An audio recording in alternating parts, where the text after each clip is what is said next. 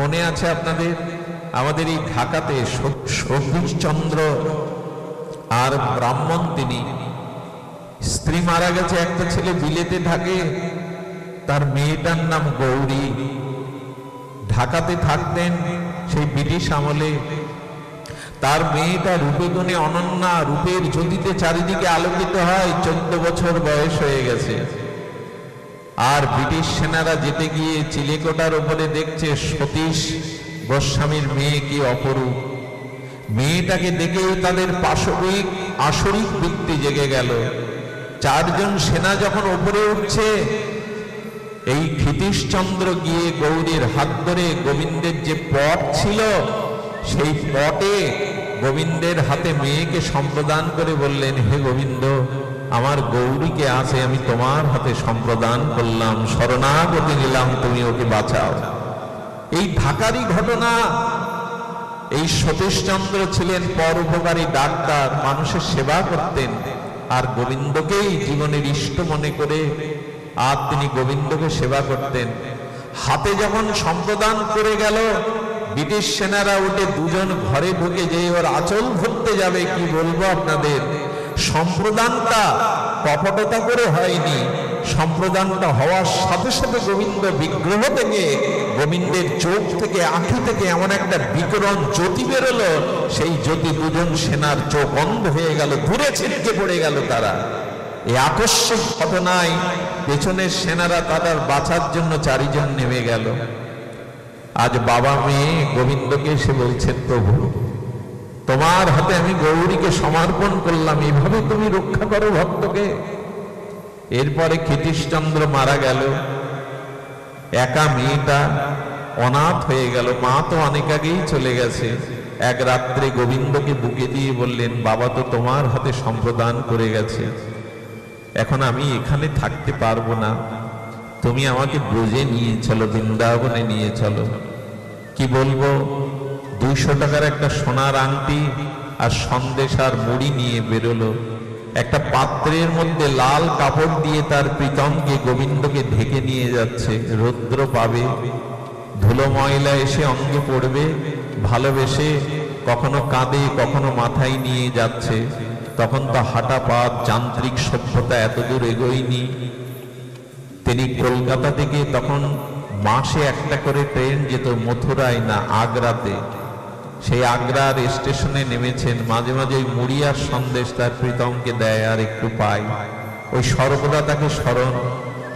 যখন তিনি আগ্রার স্টেশনে নেমেছেন, 2 দিন আগে গনে বোম বাস্ট হয়, কয়েকজন মানুষ মারা যায় এই বোমাতে।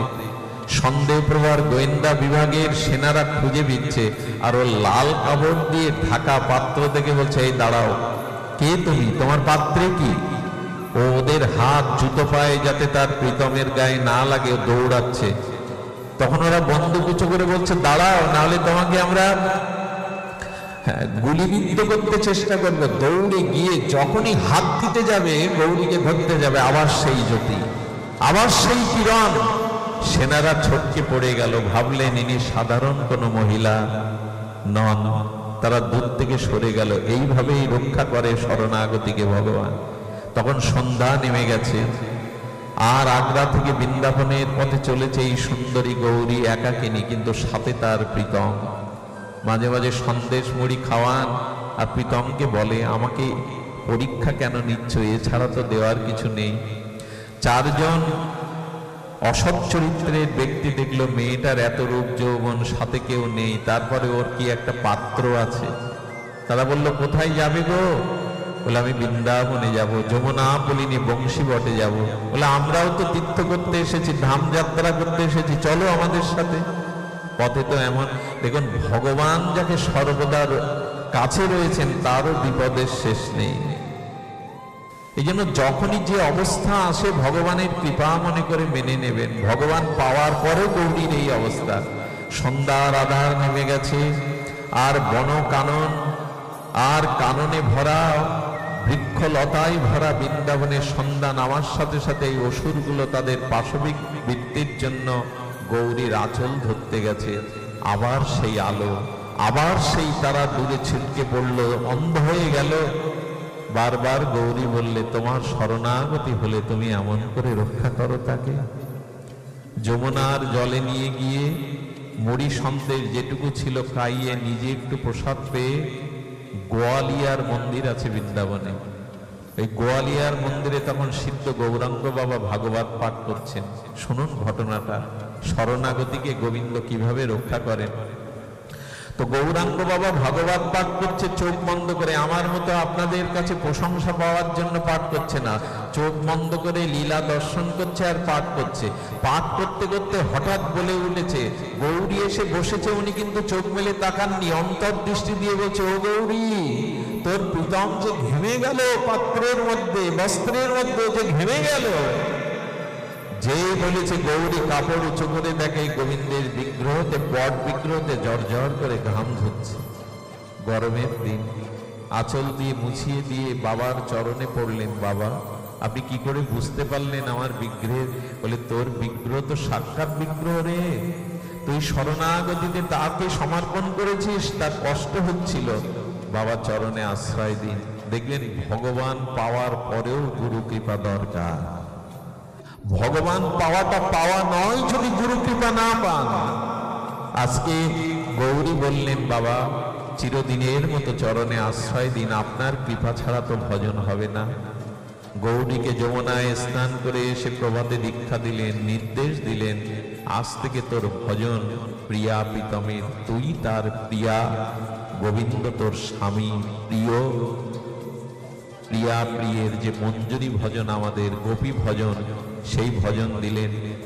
এক ব্রজবাসীর ঘরে 1 টাকা করে মাসে তৎকালীন ভাড়া দিয়ে থাকতেন। আর কি করতেন জানেন? ভজন করতেন সারাদিন। যখন হাতের অর্থ আর নাই, গোবিন্দকে কি সেবা দেবে কি বলবো আপনাদের। 4 ঘন্টা করতাল বাজিয়ে কীর্তন করে 8 আনা করে পেত। যে ভগবান পেয়েছে তার প্রতি পরীক্ষা দেখুন। 4 ঘন্টা করতাল বাজিয়ে কীর্তন করত। 8 আনা দক্ষিণা পাওয়ার পরে ওই 8 আনা দিয়ে মোটা চাল সবজি কিনে ভোগ লাগাতো। বয়সও হয়েছে গৌরীর, 4 ঘন্টা একজন কীর্তন করতে গেলে কত কষ্ট হয়। তো এই কীর্তন করতে করতে কষ্ট হচ্ছে, আর এই মোটা চাল মাঝে মাঝে কাকর থাকে। দিদি গিয়ে একদিন বললেন, আমি মোটা চাল পেতে পারি, আমি কাকর শাকসবজি পেতে পারি, প্রীতম তোমাকে দিতে মন চাই না। এগুলি কত 56 ব্যঞ্জন ভক্তরা তোমায় দেয়, আমার এগুলো মন চায় না, কিন্তু আমার যে উপায় নেই। 4 ঘন্টা কীর্তন করে 8 আনা পাই, ওই দিয়েই চালায়। একদিন মনে করলো তাকে মোটা চাল দিব না। কি করলো জানো? এ কথা আবেগের কথা নয়, ভক্ত ভগবানের জন্য কি করতে পারে। বৃন্দাবনে রাধাকুণ্ডে গিয়ে দেখবেন কিছু মায়েরা আঁচল পেতে থাকে। আঁচল পাতার অর্থ হলো, আমাকে ভিক্ষা দাও। গৌরী বসে বসে ভিখারিনীদের পাশে বসে ভিক্ষা করে যা পায় তাই দিয়ে সরু চাল আর উন্নত সবজি কিনে ভোগ লাগায়। 2 দিন ভোগ লাগানোর পরে তার প্রীতম প্রাণনাথ ব্রজনাথ বলছেন, গৌরী তুমি মোটা চাল পেয়ে আমাকে সরু চাল দাও, কাল থেকে তুমি মোটা চালই দেবে। ওতে যে কাকর আছে প্রীতম, ওতে যে কাকর আছে, তুমি এটা পেতে পারো না। তোমাকে 56 ব্যঞ্জন ভোগ লাগানো হয়, আমি কি দেব অভাগিনী? গৌরী সরু চাল নয়, তুমি আমাকে মোটা চালই দিও, ওতেই আমার আনন্দ, ওতেই আমার প্রাপ্তি। আমি ভক্তের দ্রব্যের কাঙাল না, আমি ভক্তের ভাবের গাওয়ান, তোমার ভাবটাকেই গ্রহণ করবো। আচ্ছা শোনো প্রীতম, আমার তো শরীরে বল নাই, অনেক বয়স হয়েছে, আর আমি কীর্তন করতে পারি না। যেদিন জোগাড় না করতে পারবো, গৌরী সেদিন তোমার চোখের জল নাম দিয়ে আমাকে দিও, ওটা পেলে আমার আর পাওয়ার কিছু বাকি থাকবে না। এই করে চলতে লাগলো গৌরীর জীবন। একদিন দীপাবলি, আপনারা জানেন বৃন্দাবনে বা ভারতবর্ষে দীপাবলির কি আলোর রোশনা উৎসব। দীপাবলির দিন সকলেই সাজে। গৌরীর সেই সোনার আংটিটা বের করলো, 200 টাকা বাজারে বিক্রি করলো। বৃন্দাবন থেকে তার প্রীতমের জন্য, গোবিন্দের জন্য তিনি কি করলেন, পীতবরণ কাপড় নিলেন, মুকুট নিলেন, কত অলংকার নিলেন, সুগন্ধি চন্দন নিলেন, ধূপ ধীপ নিলেন। আর 100 টাকা বাড়ির মালিককে দিয়ে বললেন, ব্রজবাসী বাবাকে যতদিন আছে আপনার আশ্রয়ে, এছাড়া তো দেওয়ার সম্বল নেই, আমাকে বিতাড়িত করবেন না, এখানে আশ্রয় দিবেন। ওই 100 টাকার জিনিস এনে তার প্রীতমকে প্রদীপ জ্বালিয়ে সুন্দর করে শৃঙ্গার করে সাজিয়েছে।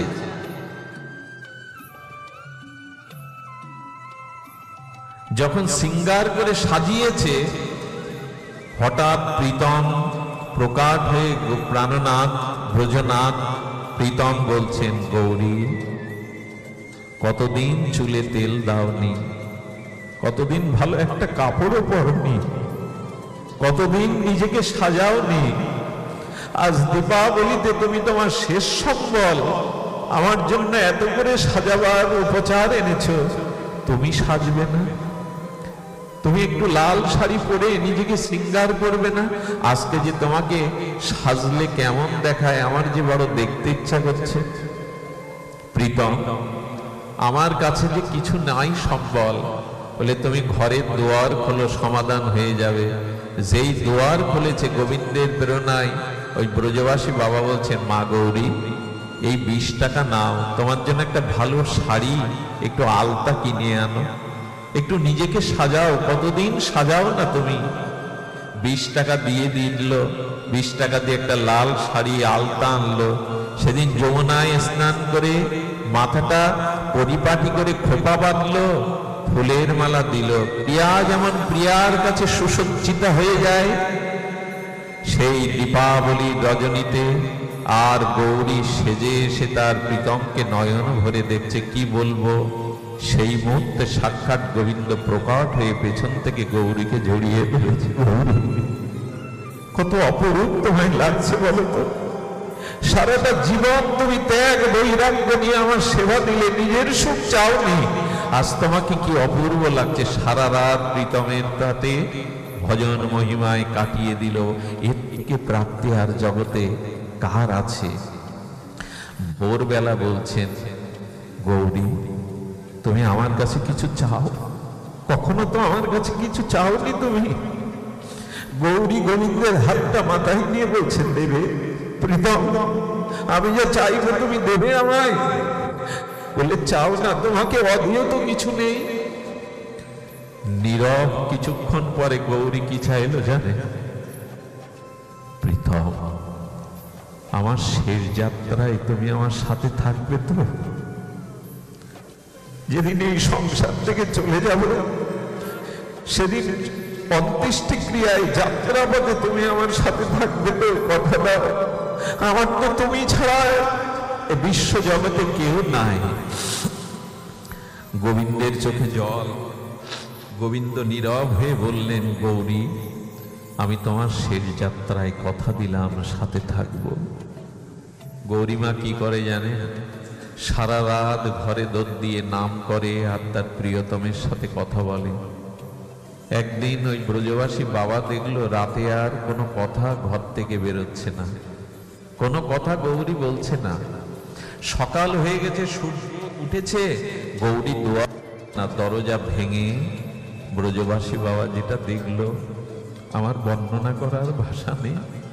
দেখছে পুরো ঘরটা দিব্য আলোয় ভরে গেছে, এক অপার্থিব দিব্য চিন্ময় গন্ধে ভরে আছে সমস্ত ঘরটা। আর তার প্রীতমকে বুকে নিয়ে চিরদিনের মতো তার প্রিয়তমের ঘরে ফিরে গেছে গৌরী। বুকে নিয়ে সেই দিব্য আলো, সেই সুগন্ধ বুঝতে পারলেন ব্রজবাসী বাবা। গৌরীকে গোবিন্দ নিজেই নিতে এসেছিল, নিজেই নিতে এসেছিল। গৌরীকে আর সাজিয়েছে, গৌরীকে আজ তুলো মালা দিয়ে ফুলসজ্জায় সাজিয়ে যখন গৌরীকে চতুর্দোলাতে ব্রজবাসীরা নিয়ে যাচ্ছে যমুনার কূলে, হঠাৎ করে সামনে দিয়ে একটা রথ এলো। সেই ঘোড়ার রথ থেকে একজন সুদর্শন যুবক নামলো। যুবক নেমেই ব্রজবাসী বাবার কাঁধ থেকে গৌরীর চালিটা নিজের কাঁধে নিয়ে নিল। ব্রজবাসী বাবার চোখ ফিরে দেখছে, এত অপরূপ সুদর্শন দেখতে, কোথা থেকে রথ এলো, কে এমন করে এই চালিটা নিল? কিন্তু প্রশ্ন করার সাহস পাচ্ছে না। আজকে গৌরীকে কাঁধে নিয়ে প্রীতম কি বলছে জানেন? এই দেখো গৌরী, আমি তোমার শেষ যাত্রায় সাথী হয়েছি, তুমি আমার কাঁধে। ভগবান ভক্তের সবকিছু বহন করে, আর চালি ধরে গোবিন্দ ব্রজনাথ গৌরীকে নিয়ে যাচ্ছেন শেষ যাত্রায়। এই ভাগ্য কজনার হয় গো? স্বয়ং ভগবান ভক্তকে কাঁধে নিয়েছে, যেমন হরিদাসের বেদনা প্রভু তুলে নিয়েছিলেন। হরিদাসের মৃতর দেবতা মহাপ্রভু তুলে নিয়েছিলেন। হরিদাসকে চুম্বন করছেন, মহাপ্রভু আদর করছেন। আজ ভক্তের দেহটা ভগবান, মরা ব্যক্তিকে স্পর্শ করলে মানুষ স্নান করে, প্রভু হরিদাসের দেহ তুলে প্রেমাবিষ্ট হয়ে চুম্বন করছেন, আদর করছেন। হরিদাসের চরণ ধুলি প্রভু তার গায়ে লাগাচ্ছেন। এই ভালোবাসা, ভক্তকে ছাড়া, ভগবান ছাড়া কে ভালোবাসবে? হরিদাসের তনু প্রভু কোলেতে উঠাইয়া অঙ্গনে নাচেন প্রভু প্রেমাবিষ্ট হইয়া। হরিদাসের চরণ প্রভুর গায়ে লাগছে, ধুলি গায়ে লাগছে। আর মহাপ্রভু কি বলছে জানেন? হরিদাস, আজকে তো আর বাধা দিতে পারবে না। আমি যখনই তোমাকে আলিঙ্গন করতে গেছি, তুমি পামর ভেবে, নিচু ভেবে, অধম ভেবে পিছিয়ে গেছো। আজকে তো আমায় বাধা দিতে পারবে না হরিদাস। আজ গৌরীকে কাঁধে করে যমুনার কুলে নিয়ে গেলেন। আজ গোবিন্দ তার প্রীতম ব্রজনাথ নিজেই গৌরীকে স্নান করালেন, চন্দন মাখালেন। আর যমুনাকে ডেকে ডেকে বলছেন, যমুনা, চিরদিনের মতো আমার গৌরীকে আমি তোমার কোলে দিলাম, তুমি আশ্রয় দাও। চলো গৌরী, তুমি তোমার নিত্য ধামে চলো, যেখানে জরা নেই, মৃত্যু নেই, ব্যাধি নেই, তোমাতে আমাতে ছাড়াছাড়ি নেই। চলো আমার নিত্য স্বরূপ ধামে চলো। এই হলো ভগবানের আত্মসমর্পণের ফল। আসুন ভগবানের চরণে নিজেদেরকে সমর্পণ করি। এটা কামনা দূর করে, বাসনা দূর করে প্রেম ভক্তি লাভের একমাত্র উপায়। যে ছেলেগুলো এই অনুষ্ঠানের আয়োজন করেছেন এই শীতের দিনে, ওদের সাধুবাদ জানায়, সাধুবাদ জানায় যারা ওদেরকে সহযোগিতা করেছেন, অংশগ্রহণ করেছেন। বাকি অনুষ্ঠান পর্ব যেন সুচারুরূপে আপনাদের আশীর্বাদে সম্পন্ন হয়। আজ এইটুকু। জয় নিতাই গৌর প্রেমা।